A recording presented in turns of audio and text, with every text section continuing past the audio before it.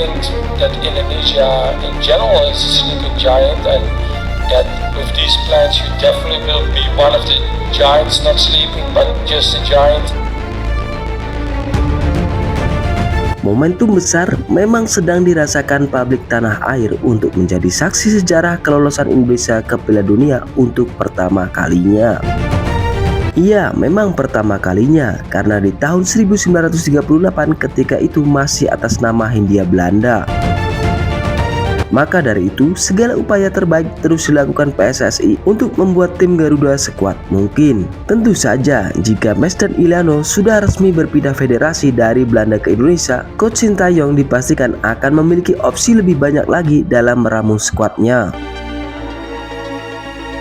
Dan semua tahu kalau pastinya PSSI tidak akan berhenti sampai di situ saja, karena nama-nama pemain diaspora lainnya pun juga sedang diusahakan setelah ini. Jelas apabila semuanya bisa terrealisasikan, maka peluang Indonesia untuk tembus Piala Dunia makin besar adanya, dan itu pula yang diyakini oleh salah satu media besar di Jerman, yakni Reuters,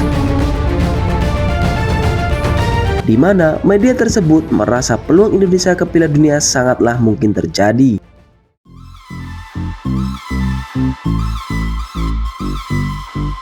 Selain itu, mantan pelatih timnas Jerman yakni Jurgen Klinsmann juga merasa kalau Indonesia punya prospek yang cerah di bawah kepelatihan Sintayong. Sesuatu yang pastinya dirasa sangat bagus buat motivasi tambahan agar di ronde ketiga ini para pemain Garuda bisa tampil lebih optimal.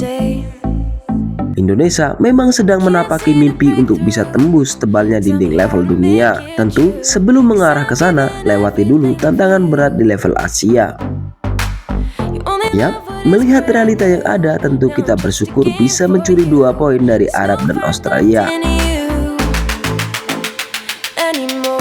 Tapi tentu saja, mengingat masih panjangnya perjalanan, tentu dibutuhkan skuad yang balance. Itulah kenapa setelah urusan Messiggers dan juga Eleanor Rangers ini kelar, PSSI masih akan terus mengupayakan buat mendatangkan pemain baru lagi.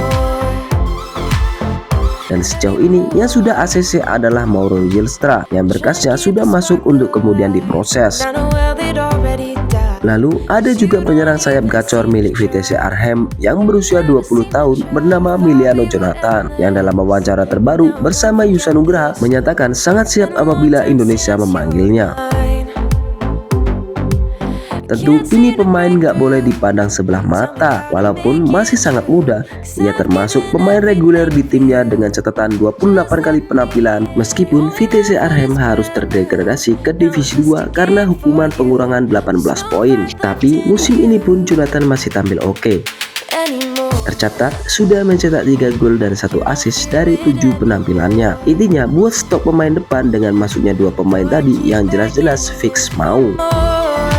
PSSI hanya tinggal berjuang meyakinkan oleh Romeni sekali lagi agar dia mau membela timnas Indonesia. Gak usah bilang dia sok atau kita ngemis-ngemis, faktanya karena sejauh ini Ole adalah penyerang paling ideal yang kita butuhkan.